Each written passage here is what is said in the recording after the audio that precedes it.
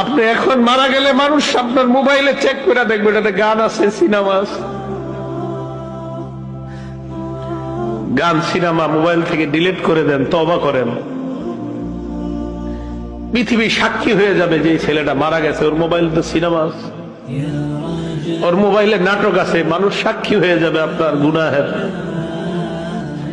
Mobile থেকে আপনি গান ডিলিট করে দেন, নাটক ডিলিট করে দেন। বন্ধুরা চাপ দিয়ে আমারে ফেসবুক খোলাইছিল, আমারে ফেসবুকে ইসলামী লেখালেখি করতাম।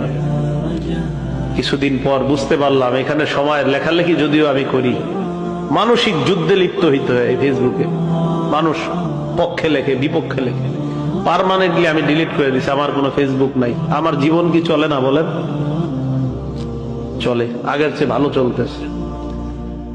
আমি যুবক ভাই যারা আছেন, যাদের মোবাইলে গান আছে, আপনি একবার ভাবেন, আপনি মারা যাওয়ার পর আপনার মোবাইল তো আপনার অন্যরা চেক করবে, যারা আপনারে খুব ভালো জানে, চেক করে দেখবে ওখানে গান, সিনেমা, নাটক, এমন অশ্লীল কিছু আছে কল্পনাও করতে পারবে না। ছি ছি, ওর মোবাইলে এগুলো, এটা কল্পনাও করতে পারবে না।